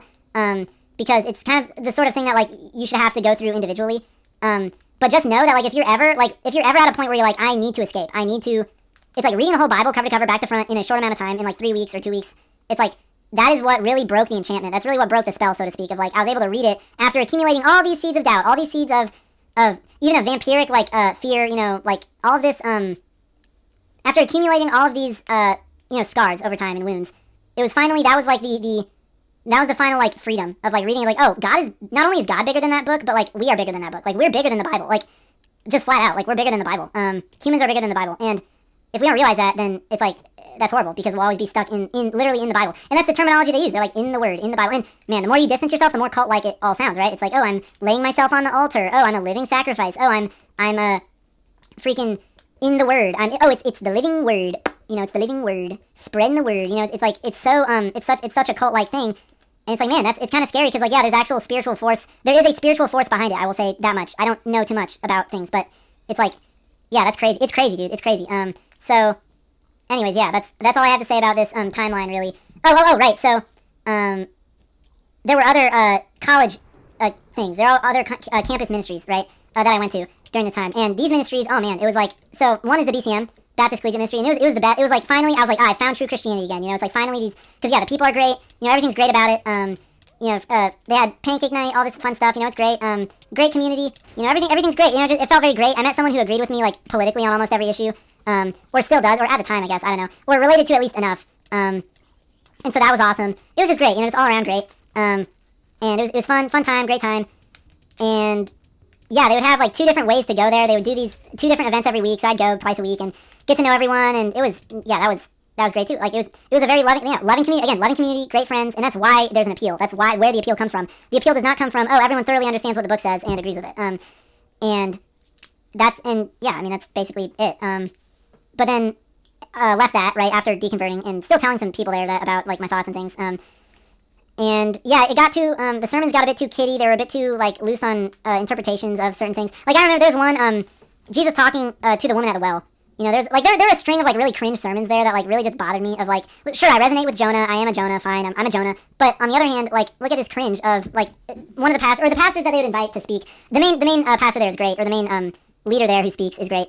But so the guest ones, they keep bringing these guests, and it would always be, like, so freaking lame every time. It was so, one lady who tried to interpret the, like, a woman at the well who, like, oh, you know, actually, you don't have one husband, you have 5 husbands, and one of them now isn't even your husband or whatever. So Jesus calls her out for being, like, a hoe, right? And the lady who's preaching the sermon, she's like, you know, actually, it's kind of like, we don't actually know if she was a hoe. Actually, she was, like, divorced 5 times because she burnt bread or something. Like, massive coping of, like, massive, like, it was massive, like, doesn't want to admit that women can be wrong ever, you know? It's just, like, and so, seeing that, I was like, okay, that's, like, cringe. And then this other guy, this other dweeb, more recently, like, this was very recent, like, before I announced to everyone publicly that I'm not a Christian anymore, this dweeb, he, like, comes in, he starts talking about, like, the Gospel of Mark and these verses that are, like, they're the most basic verses. He spent, like, 20 minutes talking about, like, the disciples getting out of the boat or something. Like, and immediately they just ran towards Jesus. Oh, and, you know, you can just imagine them in the boat, and they're just in this boat, they're just catching these fish, and then immediately he goes towards Jesus. I'm like, oh my gosh, like, it was giving me, like, spasms, actually, and enough of that, like, just got me, like, totally, like, out of there. As loving as all the people are, as great friends as they are, and yeah, tons of fun events. It was, like, the closest, semblance to Wellspring, I think, was what appealed to me about that place at first, was, like, Wellspring. It reminded me of Wellspring in, like, the genre of person that was there to meet. You know, it's like you're there to meet all these people, and it's like this one giant community. All these, you know, it was great, but you know, but ultimately at the end of the day, yeah, they still don't, like, it's still a religious community. You know, they still are centered around the text of the Bible, which they don't read, because if they read it, it would be like, oh, I have to actually, like, you know, believe what it says, and you know, it says some really wacky shit, and you know, and don't doubt, you know, don't stay in your doubts, or don't linger in your doubts. It's like, okay, look, we can't be in denial about what this book says forever. It's like the central book. It is the book. It's like literally one of the biggest books in the Western canon. We can't just keep, like, theologicalizing our way away from, like, what it just says, you know, like, just read what it says. Like, I don't know, it's just so conspiratorial, again, so conspiratorial. I live in a matrix, basically. I'm in the matrix, breaking out of it now. It's a really bizarre experience. Again, it makes me jealous of people who, like, didn't have to go through, like, a soul tear to escape. They just kind of saw that it was whack and they left. But part of me is thankful because it gives me this, like, or it's indicative of, like, a deeper, like, spiritual ability, or, like, spiritual, life, you know? And it's also indicative of, oh man, I need to drink water. It's also indicative of it's also indicative of, what is it? Of a interesting journey or lesson and that, like, I can now take and learn, and I can use all these things that I've known, I can really dissect, like, what's going on. Because this is one of the biggest, like, social issues in America right now, and it's like, I have a very unique take on it, or it's very, like, maybe that sounds egotistical, but it's just true. Like, I've just spent so much time, like, passionately immersed in this stuff, like, from, like, the very childhood. It's like, it's so, yeah. But there's enough stuff, it kind of started to loop, you know? Or that's when, really going to the BCM is when I noticed how much of a loop it was, or how much of a loop Christianity is. It's like, oh, there's unreached people groups. Oh, there's always something else to do, something else to learn, someone else to talk about, someone else to blah, blah, blah. There's always, it's like so self-referential, you know? It's, oh, go over here, go over there, blah, blah, blah. It's like, and it's so, like, the way that the lifestyle is set up, it's set up to be kind of this, like, cyclical thing, you know? And because there's a lot of extra, like, let's be real, like, the point of worship is to connect with God, right? And to get closer to God and to worship God and give adoration to God. That's not a very complicated thing. It's not, you can't make it more complicated than it is, but somehow, well, yeah, anyway, or you shouldn't make it more complicated than it is. And that's definitely, like, the biggest problem. I started noticing, well, I won't say anything about that, but, so, one last thing, and this goes into the supernatural stuff that started happening to me. There was a Bible study I went to, and, they actually, like, we read through Revelations together, and that was kind of uncanny. I started to hear or channel the. I started to channel more the deity, like more directly. I think that's what it was, or if I wasn't, they were. Like they started to prophesy, like actually, and the things that they prophesied were like very weird. And it pertained to other spiritual things that were happening, and it was definitely meant to scare me. It was not meant to give me advice or help me, or it was definitely like, it really felt like the deity talking to me and telling me to, both do the wrong thing and also to be wary of others. Yeah, basically, it was whack. I mean, I won't talk about that too much because it would make me sound insane and schizophrenic, but like it was nutty. It was nutty, and it was like, and when that happened, I was fully like, oh, like this book, it's like a spell or an invocation, and that it has power enough to like literally it's connected to a deity. And that's when I really realized, like, oh, I should not be worshiping a deity that I don't like. You know, like where does that lead you to worship a deity that is bad? And that's maybe the biggest reason to leave Christianity is not because God isn't real, but because God is real. You know, and because minor G gods are also real. And so like, which one of those are you going towards? And that really like, and I read a few books recently too that were like connected to ideas of like a more spiritual and polytheistic view of life being kind of materialized and lost over time. And some stuff even in the Bible that like talks about God in the plural sense, but they like translate it to be singular, and it's like, wow, the Bible has been hiding a lot from us. And again, I won't go into too much detail. I won't go into too much, like, a lot of stuff you guys should just figure out on your own. I'm not here to reveal every single esoteric secret in the Bible, but what I will say is that it's like, look, read the Bible, and before you go to church again, decide whether or not you agree with the gods of the Bible. And that's all I'll say. So I stopped going to that group, and they read Revelations. Like, literally the books we read, the book that we read in that Bible study was Revelations. And it just occurred to me, like, wait a minute, it makes no sense that, like, God would apologize for flooding the whole earth, set his rainbow in the sky, and then right after, and then still end the world with like far worse cataclysms. It's like, why is the apocalypse at the end of the world like a million times worse than a flood ever could be? Why is it like such a good promise that we're not gonna have a flood anymore? If at the end of the world, at the end of time, you're gonna like literally just be the most brutal you can be? That doesn't make sense. That's horrible. That's like, yeah. So anyway, it's whack, dude. It's whack. Well, basically, what Christianity is people coming together and agreeing upon a patron deity, and that's my opinion. That's my worldview of like almost all religions. Is like a religion is when a group of people, they like center around like one patron deity or another that they think is a reliable guide towards God, and then they establish like norms and religions around that deity and influenced more by that deity, obviously. And so the question becomes like, is this deity still leading you towards God or not? And for Christianity, I can safely say that it is no longer leading me towards God, although that may have been the appeal at first.